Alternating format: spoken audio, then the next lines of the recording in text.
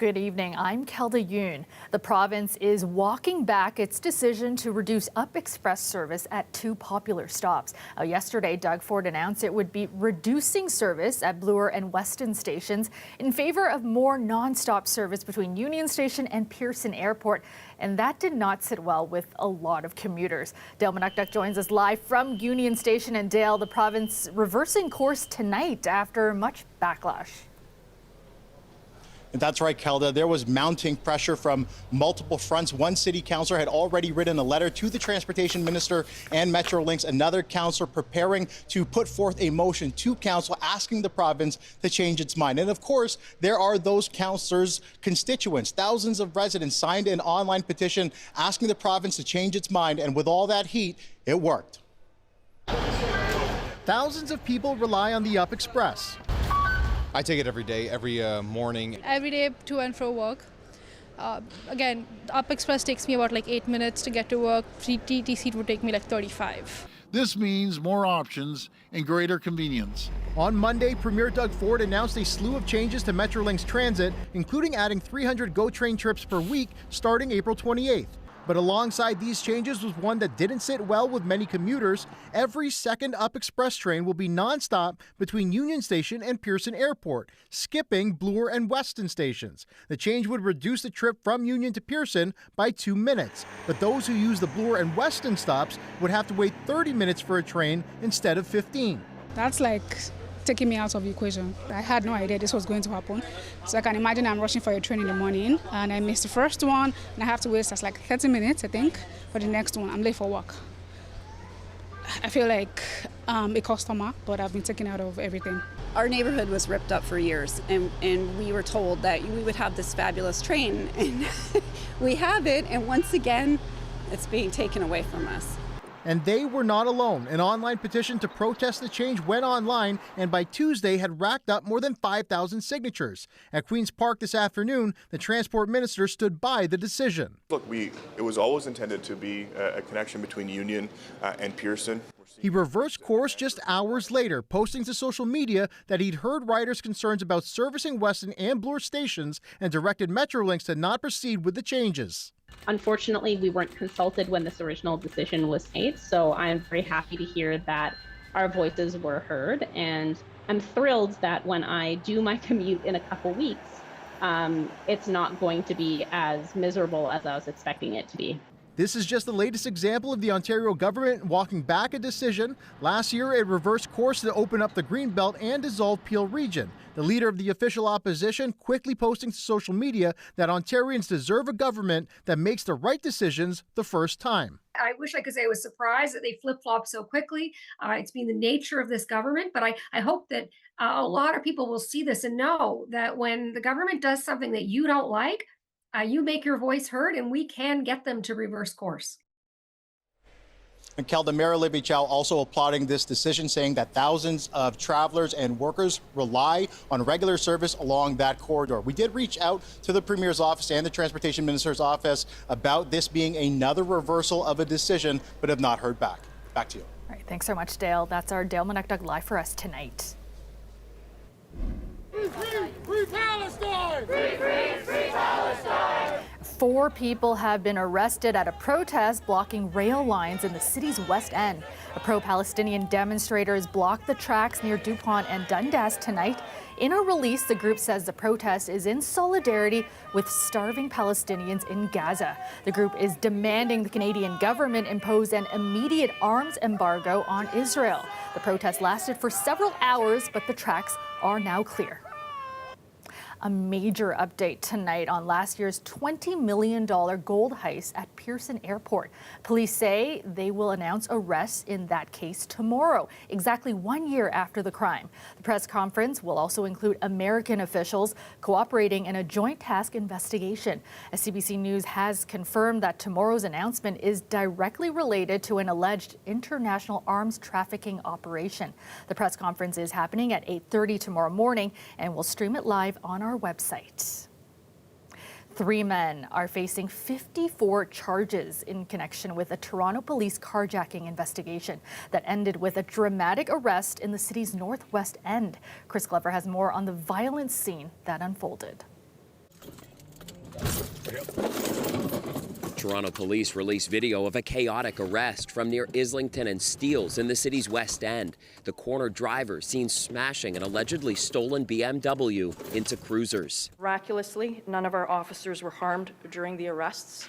Officers first spotting this stolen white Lamborghini when the stolen BMW showed up. Police say the two high-end vehicles are worth more than $600,000 together. 3 males were arrested, now facing 54 charges, including robbery and possession of a prohibited firearm. The individuals committing these crimes are violent and are not deterred by the thoughts of being arrested. Officers also seizing 3 firearms, at least one modified to be more lethal. With one trigger squeeze, the handgun is able to empty the entire content off the ammunition, making it an automatic weapon. And you can imagine how much risk that poses to police officers and the general public. People on the streets of Toronto feeling an uptick recently in carjackings. Right now I'm thinking of getting SUV, but my only concern is what if I'm the next victim? I mean, I feel like we need more work at the root of the problem, because obviously, like, Toronto is so expensive in general, and so is everywhere nowadays. So obviously, you know, the answer isn't to break into people's cars, but I feel like there needs to be a bigger answer than just to kind of arrest people and give them charges. In the first 3 months of 2023, Toronto had 23 carjackings. This year, nearly double at 45. A lot of these individuals have ties, and they do work as a group. And those are the systems that we're trying to dismantle and break from an enforcement standpoint.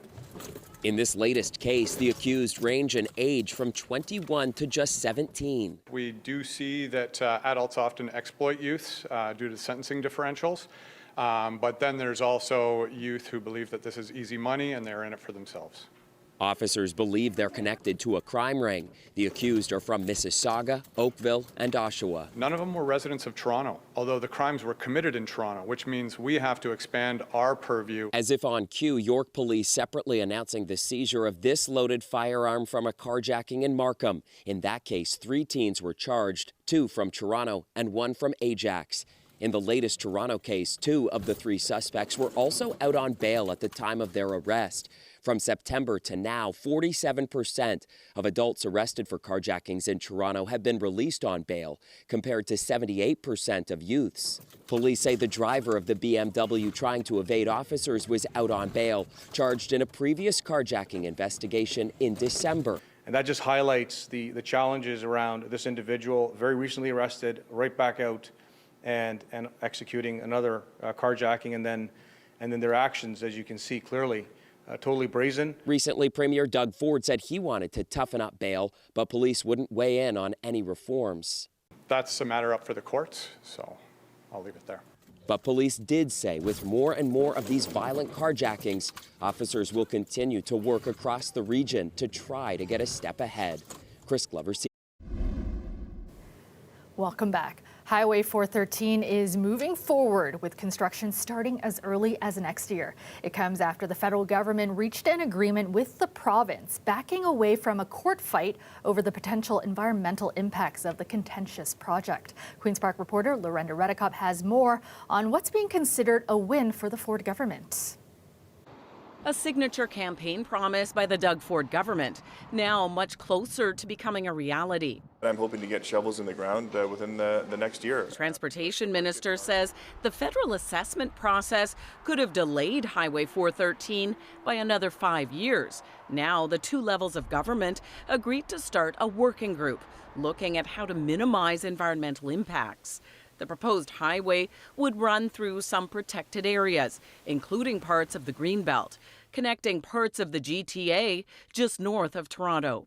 The people of Peel, Milton, Brampton, Mississauga need another highway. It's just something that we campaigned on, and it's something that we want to deliver for the people. But the project also has staunch critics. 29 species at risk along the 50-odd kilometers of this highway. So it's a gem. It's an extraordinary little gem. Environmental groups hope the federal government will update its Impact Assessment Act so this project can still be looked at. If this highway goes through, if you can build highways through green spaces, through protected green belts, then there's no place in the country that's safe from these highways. I think the feds knew that they were going to lose the court case.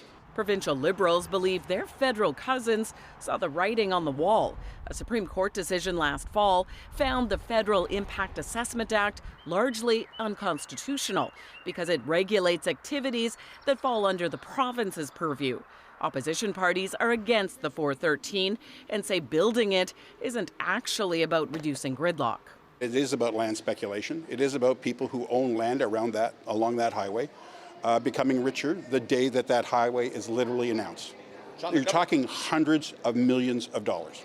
Open up the 407 to truckers, make it toll-free for truckers so we can move some of those trucks off the 401. This highway is a waste of $10 billion. It's going to pave over 2,000 acres of farmland, 400 acres of the Greenbelt. But it's unclear what the actual cost to build Highway 413 will be. The government will only point to its overall promise to spend $28 billion over 10 years on roads and bridges. Lorenda Radicomp, CBC News, Toronto. There are warnings tonight that patients will be paying out of pocket for some medical procedures as the province looks to expand the list of surgeries that can be done in private clinics. Ali Chiasson now with the stories of some who say that's what happened to them. I was legally blind in one eye and had significant impairment in the other. In 2022, I was diagnosed with cataracts in both eyes. I was pressured into purchasing a special laser eye measurement and toric intraocular lenses and told that I would not have to wear glasses if I paid for those services. These patients say they were referred to private clinics to get their cataract surgeries done faster, and they were, but they also feel they were upsold. There was a hard sell on the laser surgery as the only one that would restore my sight. Pressured? What was clear to me was that if I declined to pay the fee they were charging, they would not provide me with their superior equipment. And duped. I paid $2,450. That wasn't at all necessary since I now have to wear distance glasses for watching television and so on. And I still need close-up glasses if I want to read a book. All medically needed cataract surgery is covered. If you're being told anything else in a private clinic, that is not the truth. The Ford government is planning to expand private for-profit clinics that do hips, knees, and diagnostics. What we're trying to do is cut down on wait times. At Queen's Park today, Sylvia Jones was asked about the Health Coalition's concerns. We're talking about a group that is ideologically opposed to any innovation, any changes in the healthcare system. This can happen in a hospital, in a dentist's office, in a clinician's office. So we have that process in place right now, and the numbers show it is a very, very small group that have to have that investigation, ultimately get reimbursed when appropriate. They charged me $190 for the lens for one eye and $575 for the lens in the eye with astigmatism. These patients aren't expecting their money back. Can you just tell them how much you paid? It was $8,000. $8,000. But they are at least expecting better oversight of private health care. Ali Chiasson, CBC News, Toronto. Closing arguments begin tomorrow in the trial of Umar Zamir. He's pleaded not guilty to first-degree murder in the death of Toronto police officer Jeffrey Northrup, who was fatally struck by a car in an underground parking garage nearly 3 years ago. Zamir claims he didn't know Northrup and his partner, both in plain clothes, were officers when they approached him, thinking they were criminals instead. Greg Ross has been covering the trial for us and breaks down the evidence presented in court. For nearly 3 years, very few details surrounding the death of Detective Constable Jeffrey Northrup have been made public.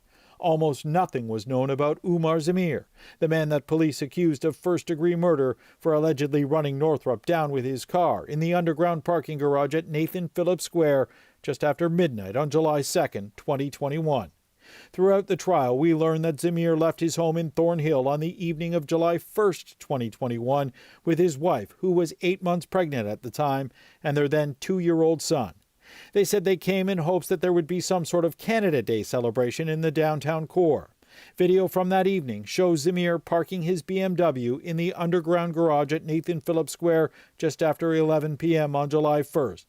The family can be seen walking around the area for a little over an hour. At one point, they walked past a man who wasn't wearing a shirt and had a stab wound to his abdomen. Not long after that, they decided to return to their car. As part of the Crown's case against Zamir, they called 3 Toronto police officers who were all there to investigate the stabbing that night. Among those officers was Detective Constable Lisa Forbes, who was with Northrup as the two officers approached Zamir's vehicle on foot in the garage. Forbes testified that they wanted to question him about the stabbing. Neither Northrup or Forbes were in uniform. Constable Forbes testified that both she and Northrup identified themselves as police officers. She said they were standing outside the driver's window when the car lurched forward. They began banging on the car, ordering Zamir to stop. She said the car then reversed out of the parking spot and drove directly at Northrup.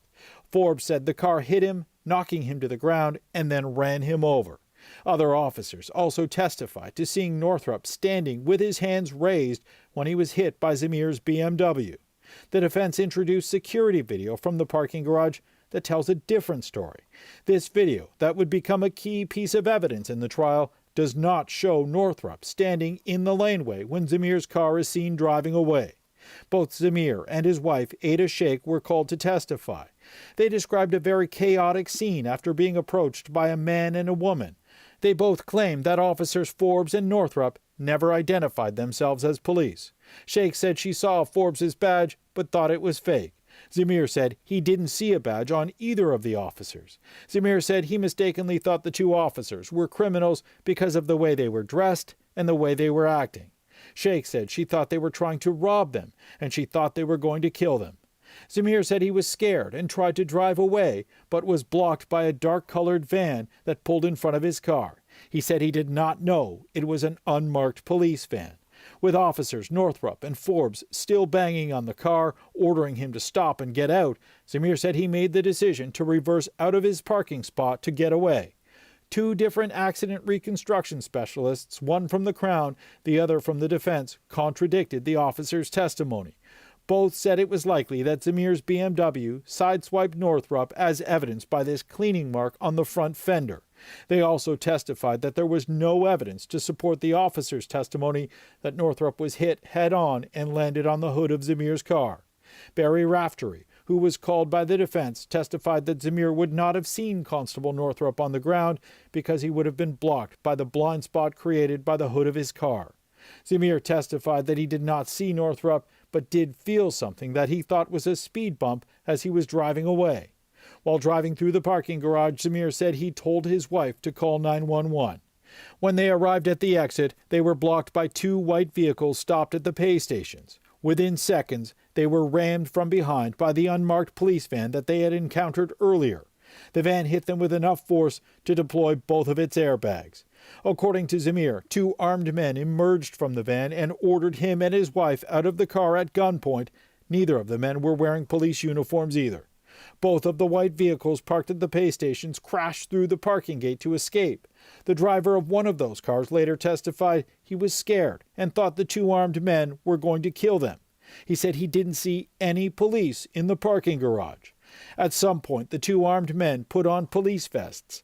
Zamir and his wife both testified that they told them they didn't know they were police officers and said they were scared, which is why they were trying to get away. Zamir said one of the men pointed to blood on the side of his car and said, "That's my partner's brains." Zamir said that officer later punched him in the face while he was handcuffed and on his knees. During his testimony, Zamir became very emotional at times. He said he often wished he never came downtown that night. He said he was horrified when he was told that Detective Constable Northrup had died. Through tears, he said his heart bleeds every time he thinks of Northrup's family. He said he's so sorry that this ever happened.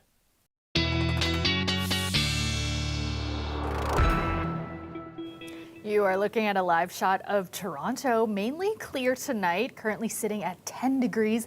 Let's go to Colette Kennedy now with a look at your forecast. And Colette, we've had a really nice stretch, but some wet weather is on the way to rain on our parade. Yeah, we knew it, Kelda. We knew it couldn't last forever. We've really been treated to some very nice weather, a pretty good pattern, but now it's time for that pattern to change as we'll have a system moving in tomorrow and bringing some wet weather with it. Also a severe weather risk for at least a portion of the province. I'll point out exactly where I mean, and along with the wet weather, do know that it's going to be cooler.